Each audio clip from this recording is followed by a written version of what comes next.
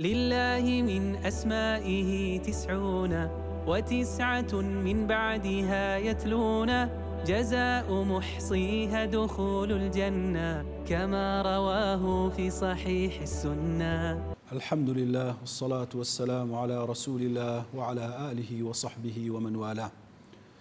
ناوێکی تر لە ناوە پیرۆزەکانی خودای پەروەردیگارمان ناوی پیرۆزی ئەشەکوورە.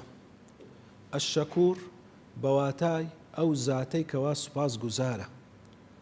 ئێمە هەروامان گوێ لێ بووە کە ئێمە وەکو بەندە دەبی سوپاسی خوای گەورە بکەین لە بەرامبەر هەموو ناز و نیعمەتەکانی هەر ئەو مستحقی شکرە.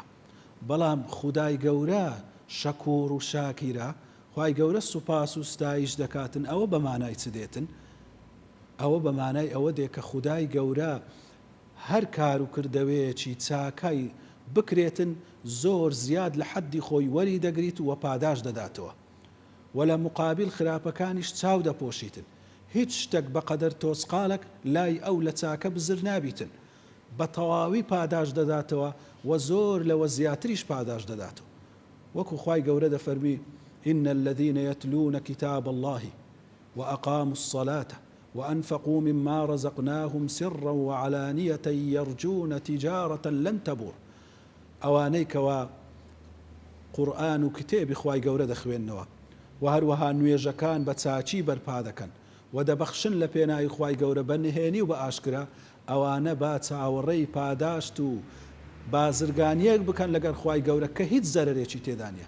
بازرگانی لەگەڵ خوای گەورە قازانجی هەمیشە بە قازانجە.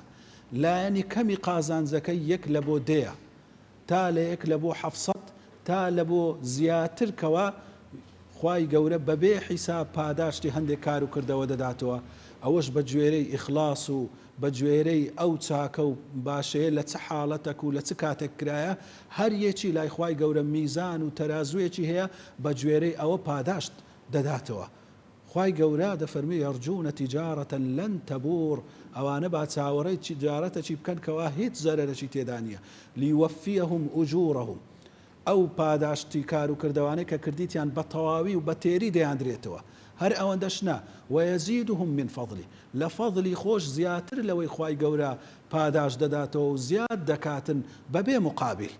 لۆ لەبەر ئەوەی خودای گەورە إنه غەفور شەکوور، لەبەرەوەی خوای گەورە هەم لێ خۆش بووە لە مقابل تاوان و گوناحەکان غەفوورە، و لە مقابل چاکەکان شەکوورە.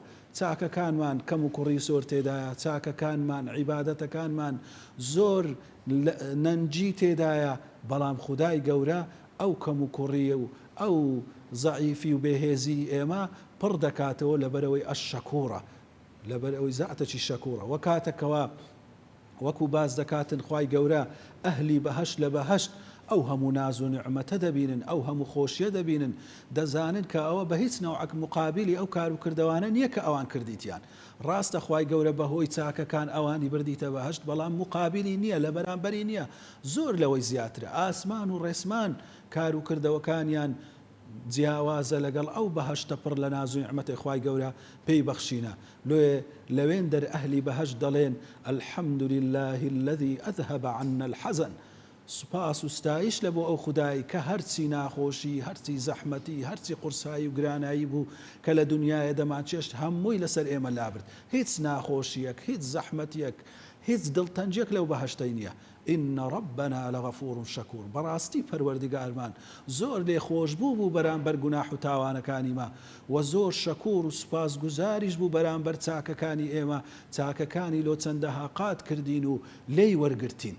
کەواتە مادام ئەو خودایە سبحانه وتعالى شەکوورە، با ئێمەش سفلە نەبین، با ئێمەش سپڵە و بێنمەک نەبین لە بەرامبەر ئەو زاتە ئەشەکوورە. کار و کردەوەکانیمان بای ئەوە هەبی کەوە عەرزی خوای گەورە بکەین و پیشانی خوای گەورە بدرێ لە ڕۆژی قیامەت. و هەروەها با ئەمەش لە مقابل ئەو هەموو ناز و نیعمەتانەی کە خوای گەورە لەگەڵمان دەکاتن شاکیر بین، شکری ناز و نیعمەتەکانی بکەین، نەک کوفرانەی بکەین، نەک خراپە و تاوانی پێ ئەنجام بدەین.